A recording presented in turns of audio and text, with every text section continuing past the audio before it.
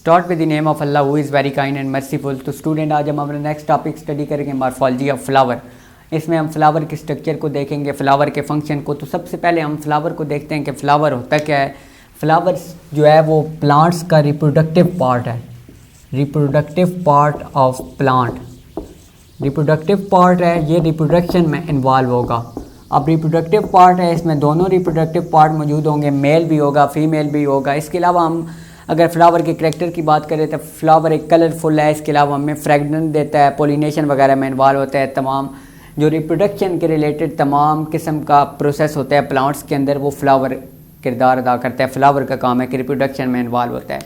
तो फ्लावर में दो किस्म के एलिमेंट होते हैं। First of all accessory element, accessory elements, और दूसरे जो हमारे पास होते हैं वो होते हैं नेसेसरी एलिमेंट।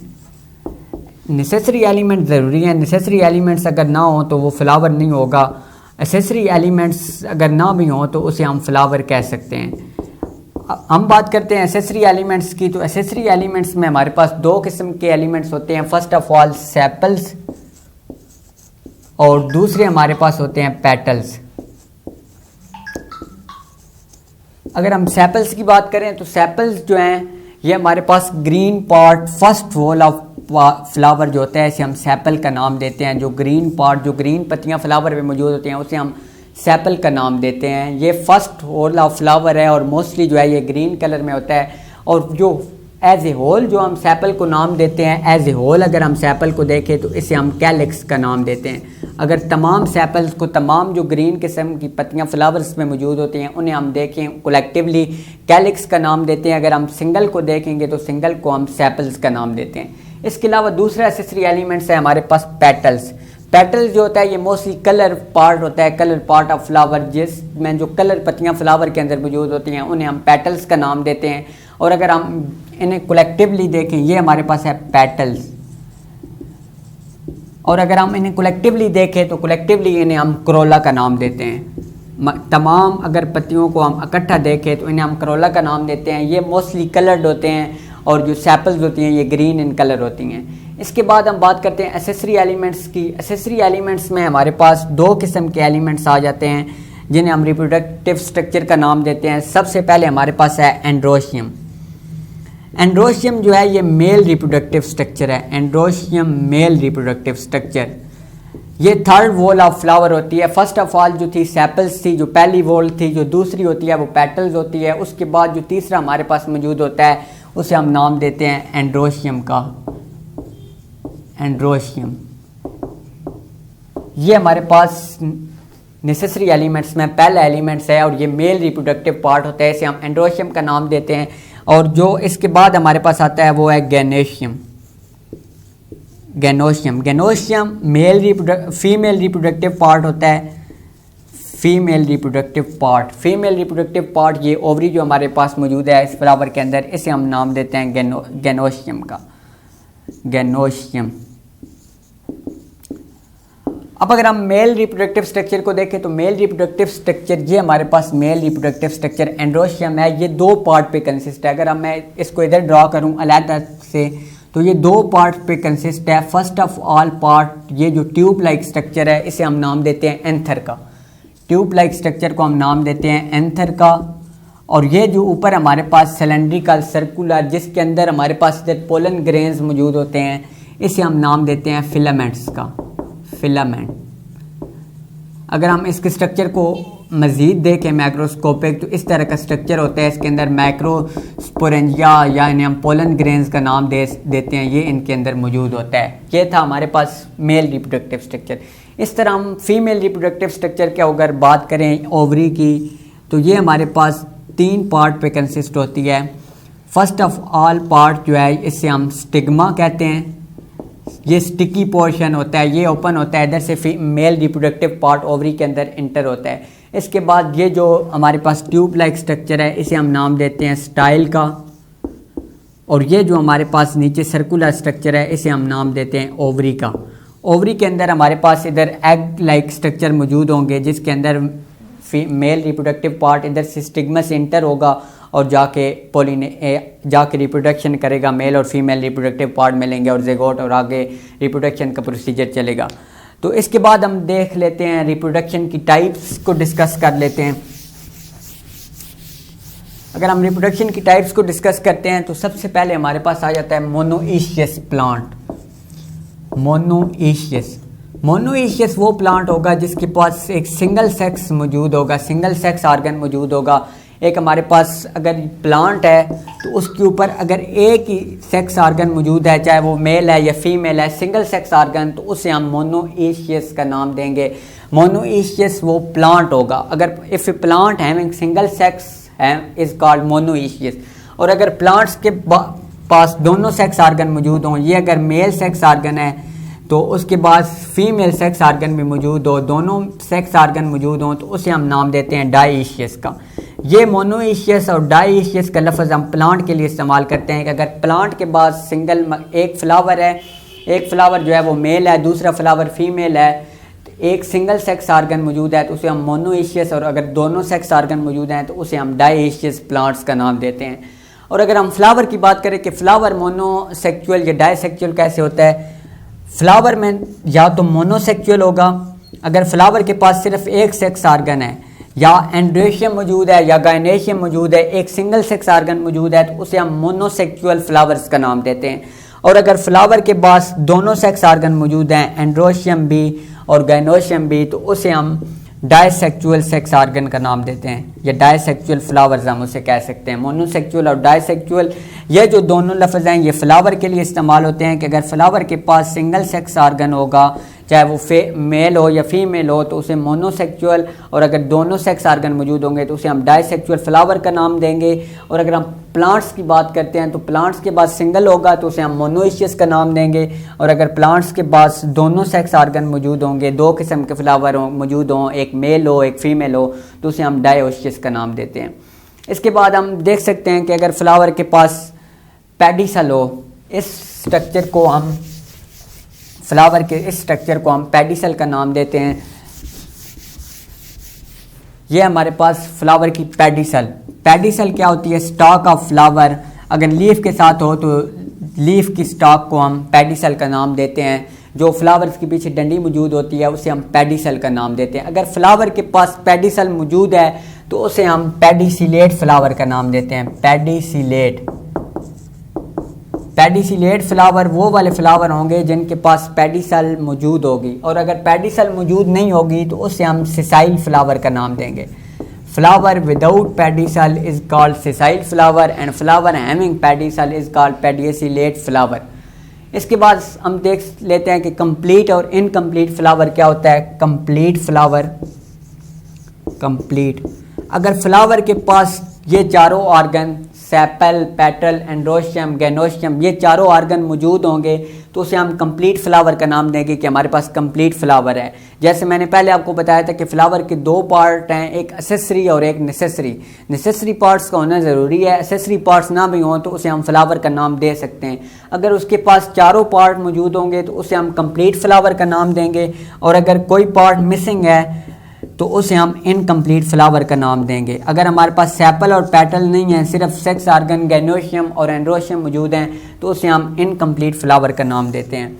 इसके बाद ये जो आपको स्ट्रक्चर नज़र आ रहा है इसे हम नाम देते हैं ब्रैक्ट का। ब्रैक्ट जो फ्लावर की पेटिकोल के साथ पत्ते होते हैं उन्हें हम ब्रैक्ट का नाम देते हैं। अगर फ्लावर्स के अंदर ब्रैक्ट मौजूद होंगे तो उसे हम ब्रैक्टिएट फ्लावर का नाम देंगे। Bracteate flower. If flower having bract is called bracteate flower, और अगर ब्रैक्ट नहीं मौजूद होंगे, ब्रैक्ट्स ये फ्लावर एब्सेंट होंगे, ये लीव्स, तो उसे हम ई ब्रैक्टिएट का नाम देंगे। ई ब्रैक्टिएट। अगर हमारे पास ब्रैक्ट फ्लावर के अंदर मौजूद है तो उसे हम ब्रैक्टिएट का नाम देंगे, और अगर ब्रैक्ट हमारे पास एब्सेंट है तो उसे हम ई ब्रैक्टिएट का नाम देते हैं। इसके बाद हम देख लेते हैं कि डिवीजन फ्लावर्स की। तो फ्लावर्स की दो किस्म की डिवीजन होती है, या तो एक्टिनोमॉर्फिक होगी कि फ्लावर को हम कट कैसे कर सकते हैं। एक्टिनोमॉर्फिक में हमारे पास अगर ये एक फ्लावर है,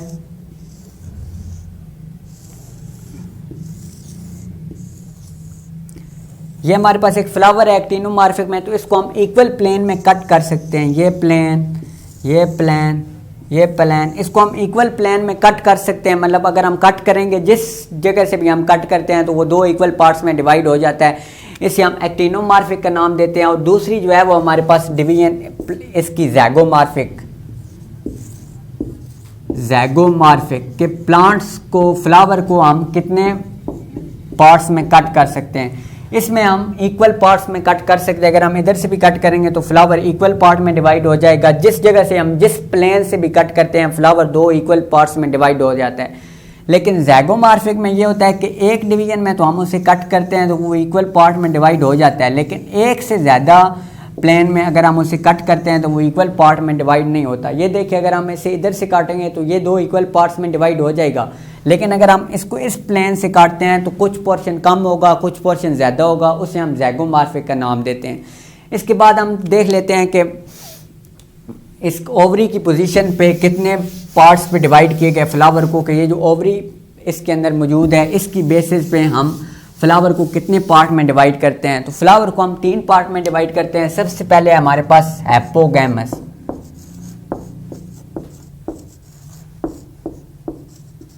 हैपोगैमस में हमारे पास ये होता है कि जो ओवरी है वो सेपल और पेटल्स की लेयर के ऊपरी साइड पे मौजूद होगी। अगर ये सेपल्स और पेटल्स की लेयर्स हैं हमारे पास, तो जो ओवरी होगी वो हमारे पास इधर ऊपर, इन लेयर्स के ऊपर अगर ओवरी मौजूद होगी तो इसे हम हैपोगैमस का नाम देते हैं, या इसे हम इन्फीरियर ओवरी कहते हैं। इन्फीरियर ओवरी, इन्फीरियर ओवरी या हैपोगैमस का on the basis of ovary पे हम इसकी डिवीजन देख रहे हैं। अगर हम दूसरा देखें तो दूसरा है हमारे पास पेरीगैमस। अगर हम पेरीगैमस में देखें तो जो ओवरीज हैं वो बिल्कुल दरमियान में मौजूद होगी। अगर ये सेपल्स और पेटल्स की लेयर हैं तो ओवरी इन लेयर्स के बिल्कुल दरमियान में अगर मौजूद हो, दोनों साइड पे हमारे पास सेपल और पेटल्स की लेयर मौजूद हो, तो इस किस्म की ओवरी को हम इंटरमीडिएट ओवरी भी कहते हैं। इंटरमीडिएट ओवरी, इंटरमीडिएट ओवरी या पेरीगैमस का भी हम इसे नाम देते हैं। अगर हम तीसरी डिवीजन देखें तो तीसरी डिवीजन है हमारे पास एपिगैमस। एपिगैमस में हमारे पास जो सेपल और पेटल्स की लेयर हैं वो ओवरीज की ऊपर वाली साइड पे मौजूद होंगे। अगर ये हमारे पास एक ओवरी है तो जो सेपल्स और पेटल की लेयर होंगी वो ओवरी के ऊपर साइड पे मौजूद होंगी। इसे हम इंटीरियर ओवरी का भी नाम देते हैं। Interior ovary, interior ovary. Ovary की बेस पे तीन पार्ट में डिवाइड किया गया है। सबसे पहले हमारे पास है हैपोगैमस। हैपोगैमस में है सेपल और पेटल्स की लेयर के ऊपर ओवरी मौजूद होगी, इसे हम इन्फीरियर ओवरी का भी नाम देते हैं। अगर पेरीगैमस की हम बात करें तो ओवरी सेपल और पेटल्स की लेयर के दरमियान होगी, इंटरमीडिएट होगी, इसे हम इंटरमीडिएट ओवरी का नाम भी देते हैं। इसके बाद तीसरा हम देखें तो हमारे पास है एपिगैमस। एपिगैमस में जो सेपल और पेटल्स की लेयर हैं वो अपर साइड पे मौजूद होती हैं और ओवरी नीचे साइड पे मौजूद होती है, इसे हम इंटीरियर ओवरी का नाम देते हैं। तो ये था हमारे पास फ्लावर। फ्लावर में सबसे पहले हमने फ्लावर के पार्ट को डिस्कस किया कि फ्लावर के 4 पार्ट्स हैं, सेपल, पेटल, एंड्रोशियम और गैनोशियम। सेपल और पेटल्स ये जो दोनों हैं ये हमारे पास हैं एसेसरी एलिमेंट्स, और एंड्रोशियम और गैनोशियम ये दोनों जो हैं ये हमारे पास नेसेसरी एलिमेंट्स हैं। एंड्रोशियम और गैनोशियम का होना ज़रूरी है। अगर सेपल और पेटल्स ना भी हों तो काम चल जाता है, लेकिन एंड्रोशियम और गैनोशियम होगी तो तब हम उसे फ्लावर का नाम देंगे। फ्लावर के स्ट्रक्चर में इसके बाद हमारे पास पेडिसल थी, जो स्टॉक ऑफ फ्लावर को हम पेडिसल कहते हैं। अगर पेडिसल मौजूद होगी तो उसे हम पेडिसिलेट फ्लावर का नाम देंगे, और अगर हम पेडिसल नहीं है तो उसे हम सिसाइल फ्लावर का नाम देते हैं। इसके अलावा अगर फ्लावर के चारों पार्ट्स हों तो उसे हम कंप्लीट फ्लावर, और अगर आधे पार्ट होंगे, कम पार्ट होंगे, कोई पार्ट मिसिंग होगा तो उसे हम इनकम्प्लीट फ्लावर का नाम देते हैं। इसके बाद हमने ब्रैक्ट को देखा। ब्रैक्ट क्या होती हैं? ब्रैक्ट छोटे छोटे लीव्स जो पेटिगोल के स्टार्ट में मौजूद होते हैं। अगर हम स्ट्रक्चर को देखें मैक्रोस्कोपिक, तो इस तरह अगर ये फ्लावर जा रहा है तो इधर स्ट्रक्चर मौजूद होगा लीव्स का, उसे हम नाम लेते हैं ब्रैक्ट का। अगर ब्रैक्ट मौजूद होंगे तो उसे हम ब्रैक्टिएट फ्लावर का नाम देंगे, और अगर ब्रैक्ट मौजूद नहीं होंगे तो उसे हम ई ब्रैक्टिएट का नाम देते हैं। इसके बाद हमने रिप्रोडक्शन का देखा कि मोनोसेक्सुअल और डाइसेक्सुअल फ्लावर कौन से होते हैं। मोनोसेक्सुअल अगर एक सेक्स आर्गन या सिर्फ गैनोशियम प्रेजेंट हो या सिर्फ एंड्रोशियम प्रेजेंट हो तो उसे हम मोनोसेक्सुअल फ्लावर कहते हैं। और अगर दोनों मौजूद होंगे तो उसे हम डायसेक्सुअल फ्लावर्स का नाम देंगे। इसके बाद हमने देखा कि हमारे पास ओवरी की कितनी टाइप्स हैं। ओवरी की 3 टाइप्स या हाइपोगैमस हो सकती है, सेपल और पेटल्स की लेयर के अपर साइड पे मौजूद होगी, या पेरीगैमस हो सकती है, इंटरमीडिएट मतलब बिल्कुल दरमियान में ओवरी होगी और उसके साथ सेपल और पेटल्स की लेयर होंगी। इसके बाद था हमारे पास एपीगैमस। एपीगैमस में सेपल और पेटल्स की लेयर अपर साइड पे मौजूद होती हैं और ओवरी जो है वो उनके नीचे मौजूद होती है। इसे हम इन्फीरियर ओवरी का नाम भी देते हैं। इसके बाद हमने डिवीजन देखी थी कि हम कट कैसे कर सकते हैं। तो 2 डिवीजन थी, एक एक्टिनोमार्फिक। एक्टिनोमार्फिक में हम इक्वल प्लेन में कट कर सकते हैं जितनी बार भी कट करें। दूसरा था हमारे पास जैगोमार्फिक। जैगोमार्फिक में हमारे पास ये होता है कि अगर एक हमारे पास फ्लावर है तो उसे हम बस सिंगल प्लेन में कट कर सकते हैं, सिंगल प्लेन से ज़्यादा। इधर से तो एक सिंगल प्लेन में कट कर लेंगे जैगोमार्फिक में, लेकिन जब हम उसे इस स्ट्रक्चर से कट करेंगे तो वो 2 इक्वल पार्ट्स में डिवाइड नहीं होगा। तो ये हमारे पास था जैगोमार्फिक। तो ये था लेक्चर, इंशाल्लाह मिलते हैं नेक्स्ट वीडियो में।